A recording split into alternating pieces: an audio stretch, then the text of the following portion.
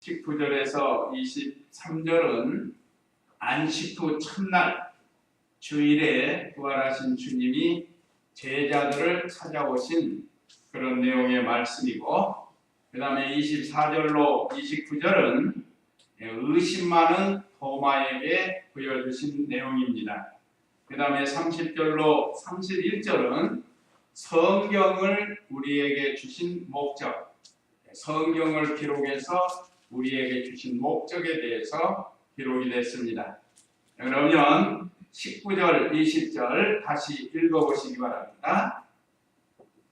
그날 곧 안식일 후 첫날 저녁에 제자들은 유대인들을 두려워하여 모인 곳에 문들을 닫고 있었다. 그때 예수께서 오셔서 가운데 서시며 그들에게 말씀하시기를 너희에게 평강이 있을지어다 라고 하셨다.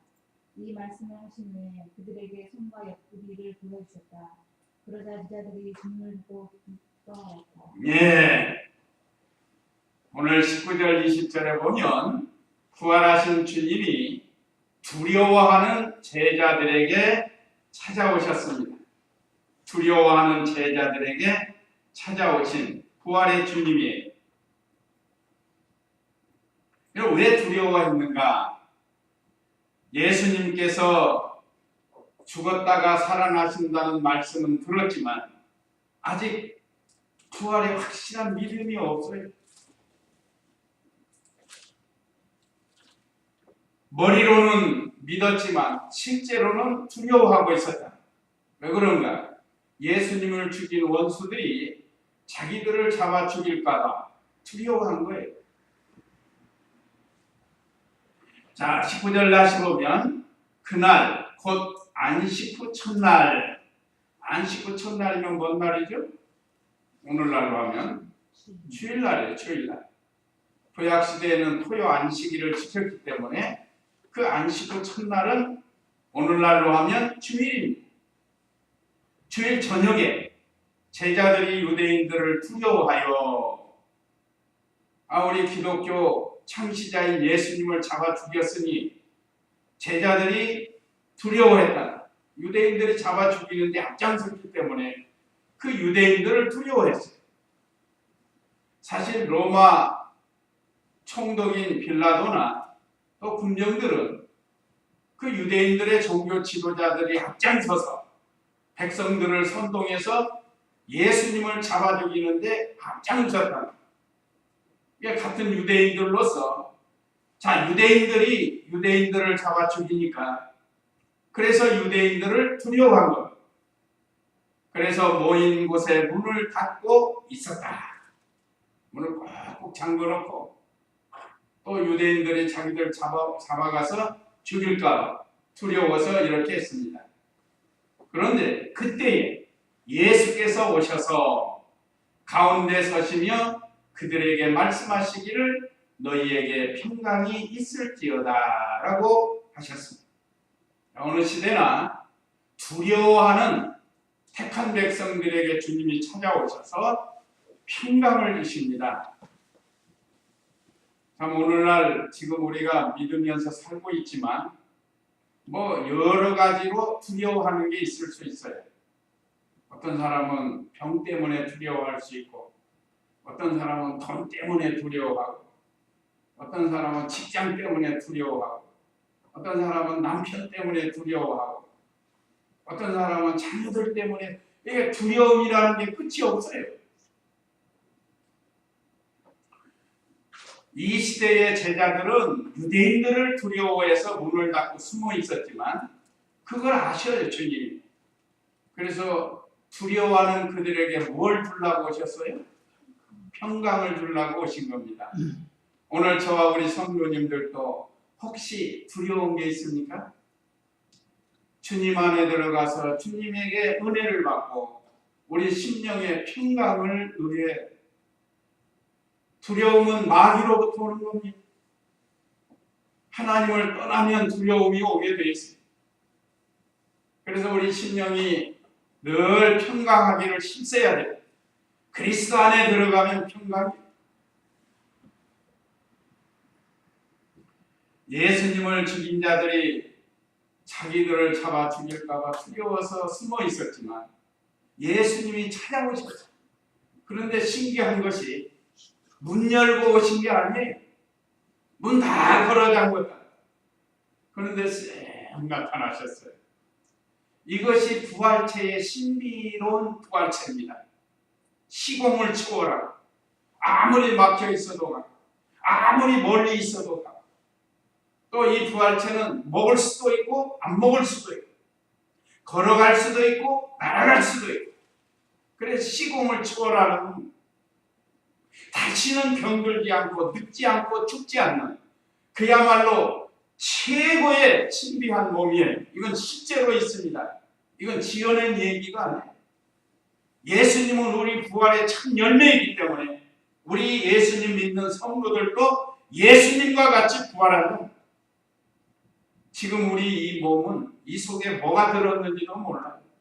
어느 날 우리 속에 뭐가 툭 튀어나오면 그것이 암이 될 수도 있고 여러 가지 질병이 될 수 있지만 부활체는 그게 없다. 이번에도 우리 사경기 때 배웠는데 부활한 몸이 이상한 몸으로 부활하겠어요? 다 늙은 몸으로 부활을 한다. 그게 있을 수 없잖아요. 늙은 몸으로 부활하는 게 아니에요. 또는 몸에 어떤 부분적으로 부족한 것처럼 어떤 사람은 이렇게 절룩이는 사람도 있고 소경도 있고 그렇게 부활하는 게 아니라 이 말이에요. 이번에 우리 김성진 목사님이 말씀하셨는데 가장 사실은 아름다운 걸 글씨가 그러니까 예쁘게 표현하는 거예요. 가장 아름다운 모습으로 우리가 부활을. 그래서 저는 옛날부터 그러잖아요. 미스터 코리아, 미스 코리아, 그보다 더 아름다운 몸으로 우리가 다 부활하게 되는 거예요. 그래야 맞는 거 아니겠어요? 그러나 각자의 만들어진 그 형상은 있어요. 형상. 자, 오늘 예수님도 부활체가 있기 때문에 만져보라고 그러잖아요. 그게 부활체예요. 이 땅에서 만들어진 것만큼 그 영광스러운 부활체로 살게 되는 겁니다. 이건 영원히 사는 겁니다. 다시 죽지 않는다. 그것 보고 소위 신령한 몸이라고 하는 거예요. 신령한. 자, 이렇게 제자들이 아무리 문을 꼭 잠그고 있었지만 예수님이 시공을 초월해서 쓱 나온 거예요. 전에도 한번 말씀드렸죠. 제가 우리 어렸을 때 투명 인간이라는 영화가 있었어요. 혹시 기억나세요? 투명 인간. 그걸 어떻게 실제로 지금부터 오래전에 한 50년 된 것 같은 그 투명 인간이 와가지고 나쁜 짓 하는 사람을 탁 때리는 거예요. 이렇게. 그런데 안 보여요. 그 애한테는. 근데 그거 돌아다니면서 말이에요. 뭐 어디로 가는 거예요? 이 투명 인간. 사실은 그거보다 더 아름답고 또 완벽한 그런 사람으로 우리가 부활체로 살아난다는 겁니다. 참 이 부활체가 얼마나 신기한지 몰라요. 아, 이런 게 있으니까 우리 기독교 성도들이 소망이 있잖아요. 요즘 뭐 조금만 아프면 무릎이야, 머리야. 이 몸은 맨날 아픈 거예요. 좀 힘들면 아프고. 근데 다시는 아프지 않는 몸으로 부활하니 얼마나 좋은 거예요. 또 늙지도 않아요. 자, 오늘 우리 예수님이 나타나셨어요. 20절에 보면 이 말씀을 하신 후에 그들에게 손과 옆구리를 보여주셨다. 그러자 제자들이 주님을 보고 기뻐하였다. 이건 흔적이 나옵니다. 주님이 하나님의 말씀을 순종하고 또 고난받은 흔적이 있는 것을 가르쳐줍니다. 그러면 요즘 우리 몸으로 보면 징그럽겠죠. 징그러워요. 요즘으로 보면.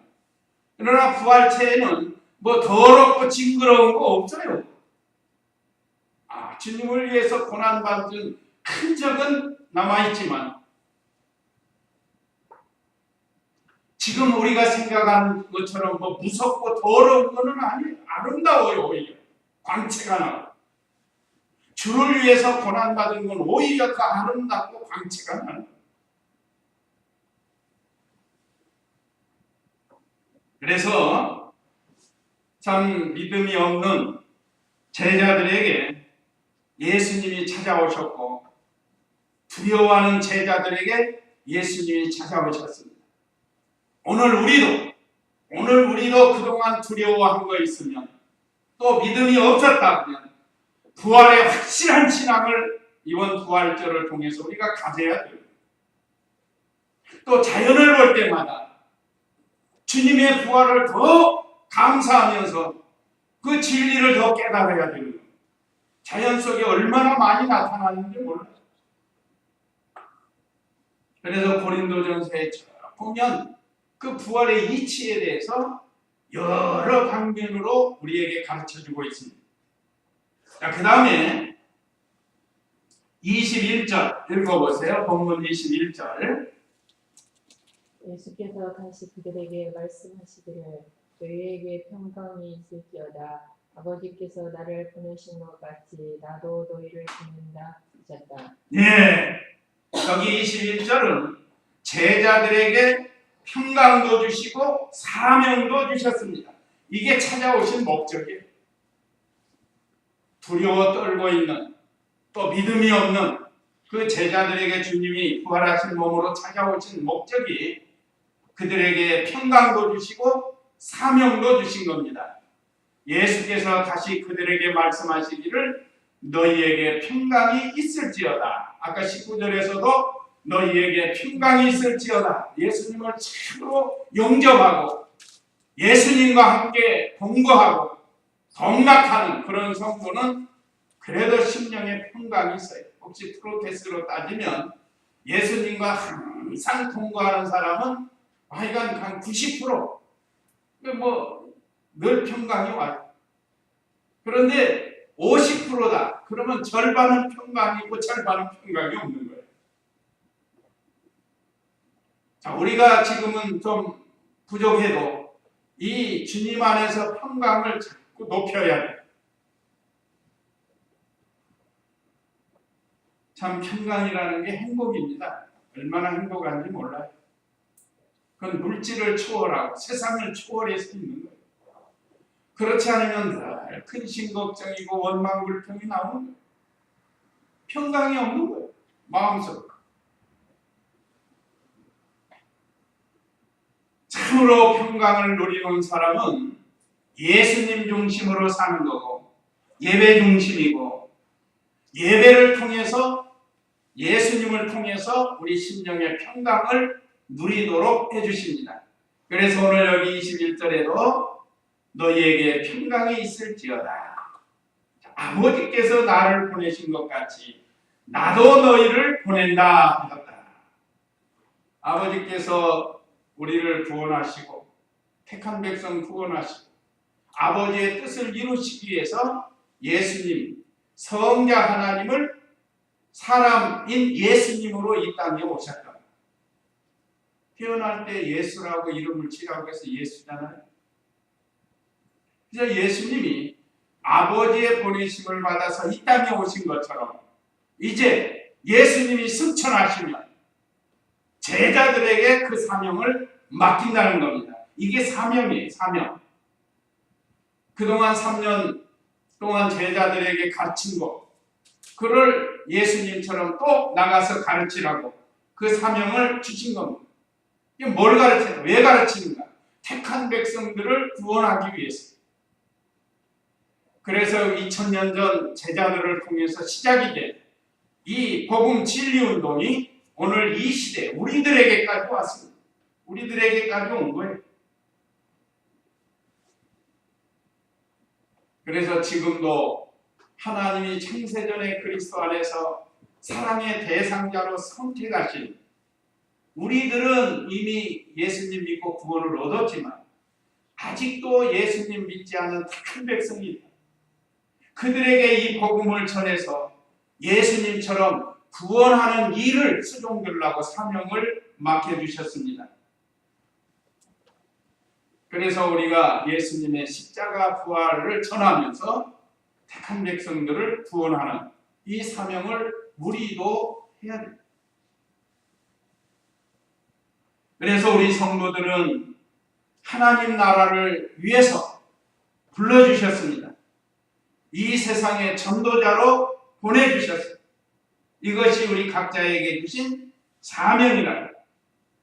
그래서 19절로 20절은 두려워하는 제자들에게 오시고 또 21절은 제자들에게 평강과 사명을 주신 것을 통해서 말씀 주셨고, 그 다음 세 번째는 생명의 성령을 받아 복음을 전파하라고 했습니다. 22절 읽어보세요.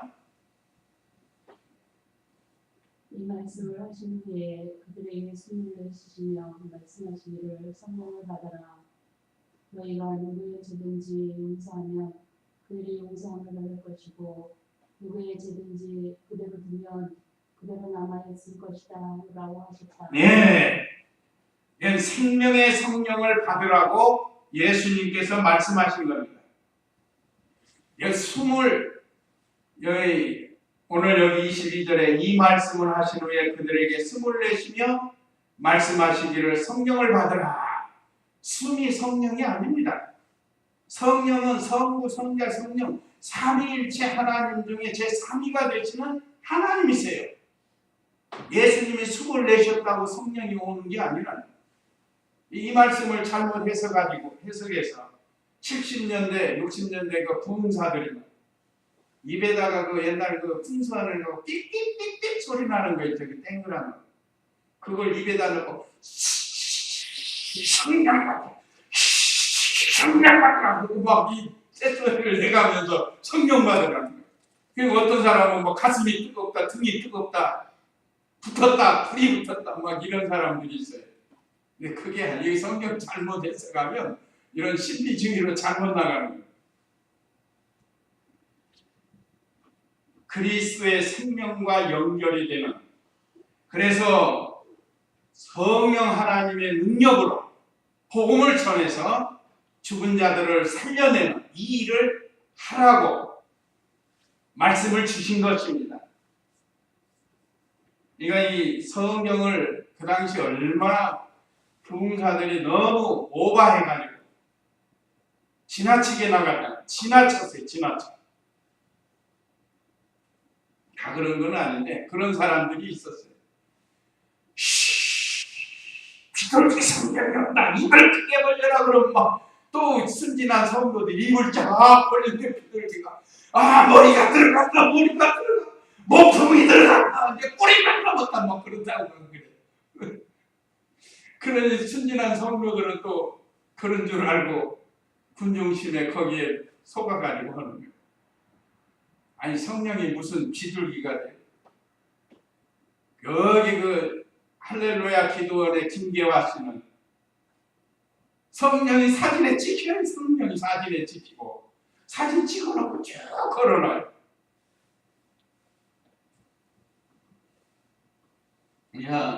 여기서 성령을 받으라 하고 말씀하신 것은 그리스도의 생명과 연결이 돼서 그 보혜사 성령의 역사로 능력으로 생명 있는 성도가 되라는 거예요.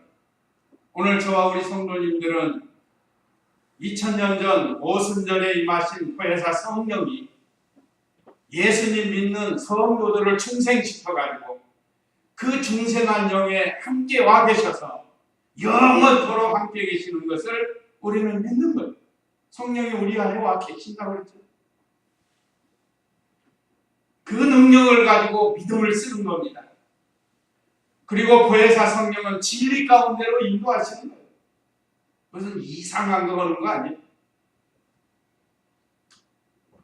그래서 우리가 성령의 능력을 받아서 생명의 역사로 다른 사람들에게 복음을 전하면 그 사람이 성령의 역사로 생명의 말씀으로 죽은 자들이 믿고 죄 용서를 받고 구원을 받는 이 일을 바로 우리에게 맡기신 겁니다.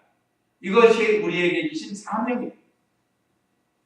그런데 여기 23절에 너희가 누구의 죄든지 용서하면 그들이 용서함을 받을 것이고 누구의 죄든지 그대로 두면 그대로 남아있을 것이다 라고 하였다. 이것은 우리 성도가 택한 백성들의 구원에 이용되는 도구예요. 우리가 무슨 죄사함으로 주고 그런 게 아닙니다. 그래서 이 말씀을 근거로 해서 천주교 신부가 죄 용서를 해주는 거예요.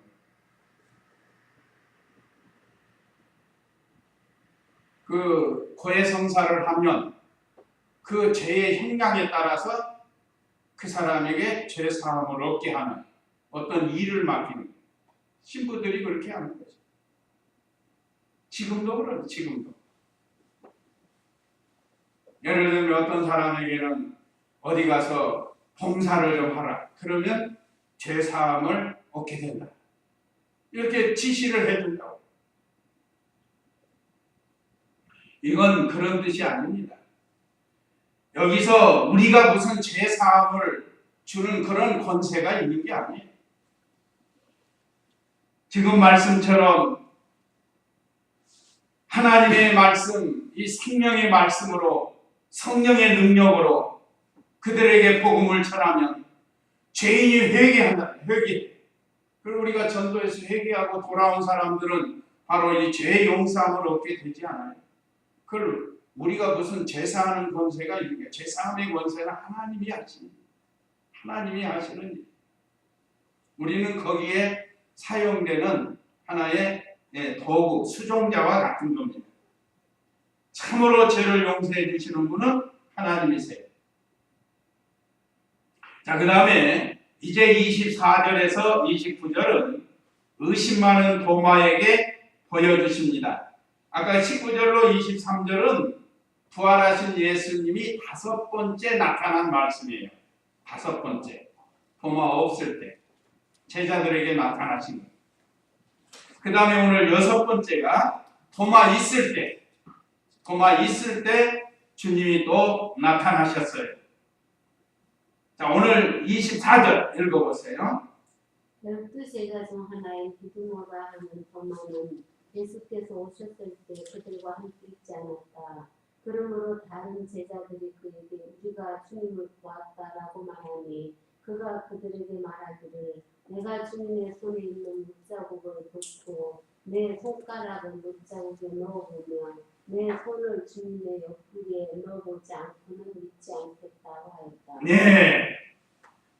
이제 도마가 없을 때, 아까 예수님이 안식 후 첫날 주일 저녁에 나타났다. 그러니까 제자들이 부활하신 주님을 만났다고 기뻐했는데 그때 그 자리에 도마가 없었다. 자, 이번에는 도마가 있을 때, 없을 때 오셨기 때문에 도마가 믿음이 없는 거예요, 지금. 그래서 도마의 별칭이 뭐죠? 의심 많은 도마라고 그러죠. 의심 많은 도마. 별칭이 의심이 많다. 예수님이 여러 번 부활할 걸 말씀했고 지금 부활한 사실을 들었는데도 믿지를 못하는 거예요. 참 우리 주님은 참 자비로우신 분이에요. 뭐라 하니? 내가 너 3년 동안 가르쳐줬는데 그것도 모르냐? 혹 나무라지 아니하시고 그 깨닫지 못하는 자에게 깨달음을 주시려고. 자, 12제자 중에 하나인 별명이 디두모인데 도마는 예수께서 오셨을 때 그들과 함께 있지 않았다 그랬습니다. 여기 디두모라는 건 쌍둥이라는 뜻이라고 그 작은 글씨로 써 있는데 쌍둥이. 그런데 도마는 예수님이 오셨을 때 그들과 함께 있지 않았다.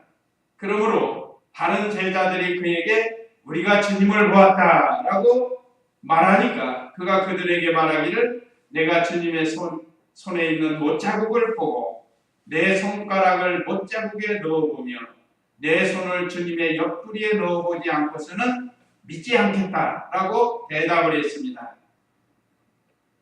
참 이 부활의 소식이 얼마나 기쁜 소식이에요. 근데 기쁜 소식을 전했는데도 믿지를 않아요. 지금도 그렇습니다. 지금도. 예수님은 하나님의 아들이시고 그 예수님을 믿으면 과거, 현재, 미래의 죄사함을 얻고 하나님의 거룩한 자녀가 되고 이제 하늘나라에서 영원히 산다라고 말해줘도 믿지 않아요, 사람은. 왜 그런가? 택한 백성이 아니기 때문에 그렇습니다. 택한 백성은 반드시 예수님을 믿게 돼 있다. 오늘 저와 우리 성도님들은 신기하게 믿어졌다. 오늘 믿음은 뭐라고 그랬죠? 우리에게 주신 믿음은 에베소서에서 선물이라고 그러지 않았어요? 선물. 너희에게서 난 것이 아니라 하나님의 선물이라 하고 최고의 선물을 우리에게 준 것이 바로 믿음이에요. 하나님께서 우리에게 주신 최고의 선물이 믿음입니다. 이 믿음 안에 다 들은 거예요. 구원도 들어요. 하나님의 자녀도 되고 천국도 가고 상속자도 되고 이게 제일 좋은 게 믿음이에요. 믿음. 그 믿음을 우리가 받은 겁니다. 이건 우리 속에서 나온 게 아니에요. 하나님께서 이렇게 택한 백성들에게 믿음을 선물로 주는데 그런데 이렇게 복음을 전해야 된다. 그런데 이 도마에게 복음을 전했는데도 믿지를 않는 거예요. 가만히 이 내용을 보면 육신의 눈으로 보고 믿으려고 하는 겁니다. 육신의 눈으로 뭐 보고 만져보고 그런 다음에 믿으려고 하는 거예요.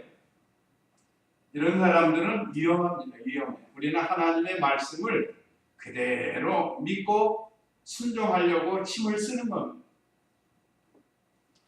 지금도 신비주의에 빠지면은 뭘 보고 믿으려고, 뭘 듣고 믿으려고, 그러니까 환청을 듣게 되고 엉뚱한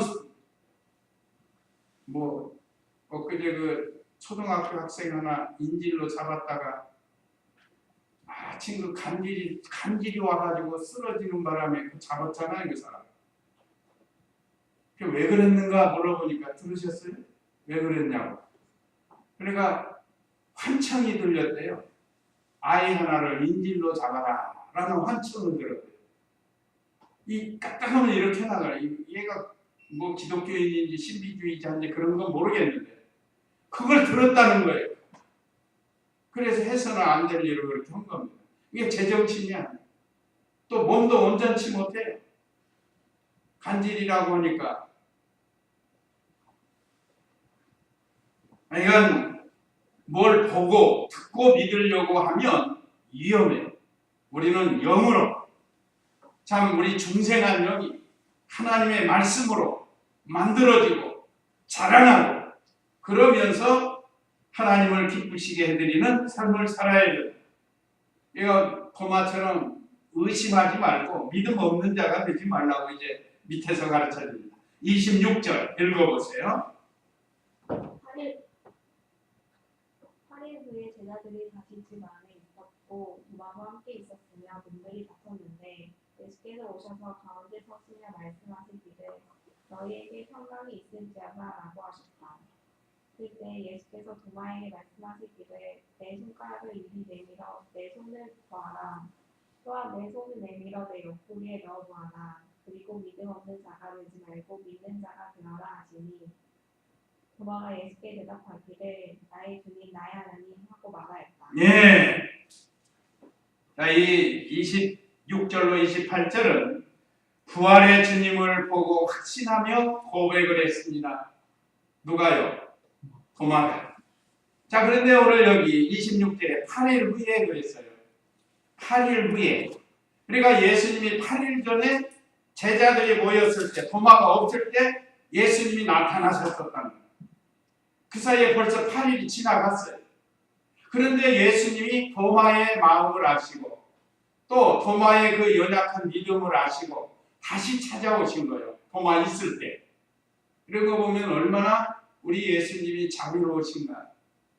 그저 미련한 연약한 이 도마와 같은 우리들을 오래 참으시고 말씀으로 또 찾아오시고 또 찾아오시고 그래서 우리를 깨우쳐 주시는 거예요. 자, 8일 후에 제자들이 다시 집안에 있었고 도마도 함께 있었으며 문들이 닫혔는데 예수께서 오셔서 가운데 서시며 말씀하시기를 너희에게 평강이 있을지어다라고 하셨다. 이제 우리 주님은 평강을 주려고 오신 거예요. 죄사함을 얻고 마귀 권세에서 해방시켜 주시고, 그리고 우리가 이 세상 것 때문에 두려워하고 걱정하지 말라는 거예요. 그때 예수께서 27절에 도마에게 말씀하시기를 내 손가락을 이리 내밀어 내 손을 보아라. 또한 내 손을 내밀어 내 옆구리에 넣어 보아라. 그리고 믿음 없는 자가 되지 말고 믿는 자가 되어라 라고 말씀하셨습니다. 이 연약한 믿음 깨우쳐 주시려고 주님이 이렇게 도마가 있을 때 찾아오시고, 또 주님이 그 당시에 없었지만 다 하신 거예요. 내용 보면 주님이 다 아시잖아요. 도마가 뭔 일을 했는지 다 안다. 주님은 다 하시는 거예요.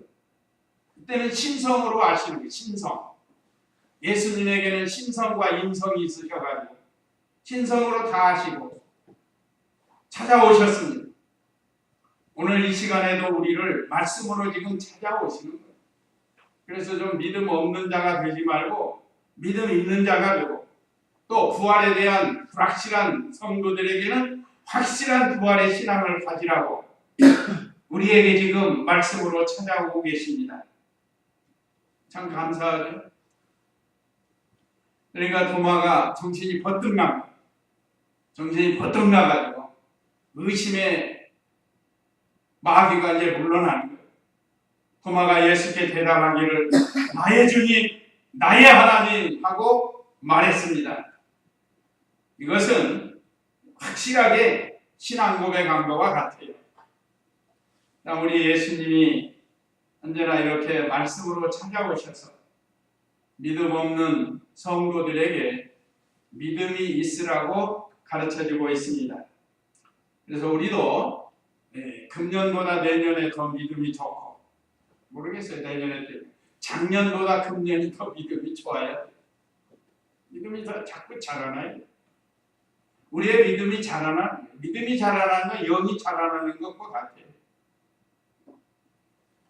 자, 그 다음에 29절 읽어보세요. 29절 안 읽었나요? 네, 읽어보세요.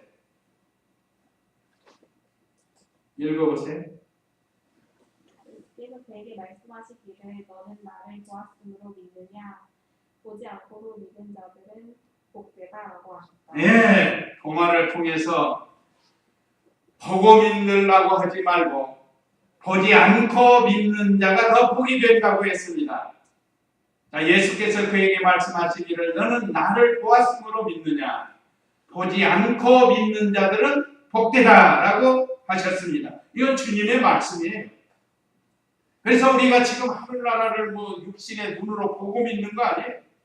예수님이 우리 때문에 죽으시고 보고 믿는 거 아니에요? 하나님의 말씀을 그대로 믿는 거, 영으로 믿는 거. 그러니까 영이 먼저 살아나야 됩니다. 영이 살아야 육신이 따라가는 거예요. 그러니까 뭘 보고 믿으려고 하면 어린아이와 같은 그런 초보적인 신앙이 되고 위험한 신앙이 될 수 있습니다. 우리의 참된 신앙은 하나님과 하나님의 말씀, 예수 그리스도를 그대로 믿는 것입니다. 또 하나님의 말씀을 성령의 감동으로 그대로 믿고 받아들이는 겁니다. 딱 보면 우리가 육신으로 기울어지면 안 되는 것을 우리에게 가르쳐 줍니다. 육신에서 나오는 건 감정이고 성령께서 우리의 영을 감동시키는 게 있습니다. 감동과 감정은 차이점이 있어요. 성령께서는 우리의 마음을 감동시켜서 하나님의 말씀을 깨닫게 하고 또 그 말씀을 순종할 수 있도록 힘을 주시는데, 육신의 감정은 불완전해요. 어떤 사람은 이게 옳다 하는데 어떤 사람은 그 감정에 따라서 달라요. 그래서 예수님께서 믿음 없고 의심 많은 도마에게 부활하신 주님을 6번째로 보여주시면서 진리를 깨우쳐 주셨습니다. 그 다음에 30절로 31절은 세 번째 대지인데 성경을 기록하여 주신 목적. 30절 읽어보세요. 예수께서는 이 책에 기록되지 않은 다른 많은 표적들도 제자들 앞에서 행하셨다. 오직 이것들을 기록하는 것은 너희들이 예수께서 그리스도시며 하나님의 아들이심을 믿게 하려는 것이고 또 너희로 믿고 그분의 이름을 힘입어 흥명을 얻게 하려는 것이다. 예, 성경을 기록하신 목적. 그런데 여기 30절에 예수께서는 이 책에 기록되지 않은 다른 많은 표적들도 제자들 앞에서 행하셨다. 기록되지 않은 많은 표적이 있다고 했습니다. 우리가 하나님이 하신 일들은 무궁무진해. 특별히 우리 구원에 관한 꼭 필요한 것만 성경에 기록해서 우리로 하여금 구원을 받을 수 있도록 해주십니다. 또 31절에 오직 이것들을 기록한 것은 너희들이 예수께서 그리스도이시며, 성경을 기록한 목적 첫째는 예수님이 그리스도이신 것을 깨닫게 해주신 겁니다. 그리스도는 뭐라고 그랬죠? 그리스도의 뜻. 네. 다른 말로는 구세주 또는 메시아라고도 하는데 그리스도의 뜻 헬라어의 해석은 기름 부음을 받은 자다. 이게 어떤 사람에게 기름을 부었는가? 왕, 제사장, 선지자에게 기름을 부었다. 그러니까 우리 예수님은 만왕의 왕으로 또는 대선지자로 아니면 대제사장으로 예수님이 오셔서 기름 부음을 받으신 분이시다. 이것을 말씀해 주신 겁니다. 그러니까 이 예수님을 그리스도로 믿는 것이 우리에게 큰 은혜요 복입니다. 뭐 믿지 않는 사람들 아무리 말해줘도 몰라요. 그 다음에 하나님의 아들이심을 믿게 하시려는 것이요 그랬습니다. 하나님의 아들로 믿어진다. 예수님은 하나님의 아들입니다. 원래는 제2인 성자로 계시다가 이 땅에 오신 독생자, 아까 우리 찬송에 하나님의 독생자 예수. 우리 예수님은 하나밖에 없는 아들이십니다. 하나님의 아들이다. 이 진리가 믿어졌어요. 이걸 믿으라고 성경에 기록했다. 그 다음에 세 번째는 또 너희로 믿고 그분의 이름을 힘입어 생명을 얻게 하려는 것이다. 그러니까 생명. 이 생명은 무슨 생명이죠? 영원한 생명. 영원히 죽지 않는 생명을 얻게 하시려고, 영원히 사는 생명을 얻게 하시려고 이 성경을 기록했다. 이 성경을 기록한 목적이 세 가지만 우리가 바로 깨달아요. 예수님은 그리스도시다. 예수의 뜻은 또 뭐라고 그랬죠? 자기 백성을 저희 죄에서 구원할 자이시다. 우리가 예수님이 그리스도인 것을 믿게 하고 또 예수님이 하나님의 아들이심을 믿게 하고 그 믿음으로 영원한 생명을 얻었다. 하나님이 세상을 이처럼 사랑하사 독생자를 주셨으니 이는 저를 믿는 자마다 멸망치 않고 영생을 얻게 하려 하심이니라. 영생이라는 영원한 생명이에요. 영원한 생명은 영원히 죽지 않는 생명을 가리킵니다. 영도 영원히 죽지 않고 또 부활한 몸도 영원히 죽지 않는 이런 은혜를 우리에게 주셨어요. 그러면 안 믿는 사람들 영원히 죽어요? 여기서 죽는다는 건 지옥 간다는 거예요. 지옥 고통 당하는 걸 말하는 거예요. 그러나 실제로 안 믿는 사람 영혼도 영원히 죽지 않아요. 그 몸도 부활시켜서 지옥에 가는 거예요.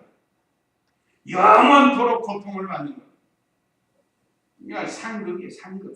우리 성도하고 극과 극이.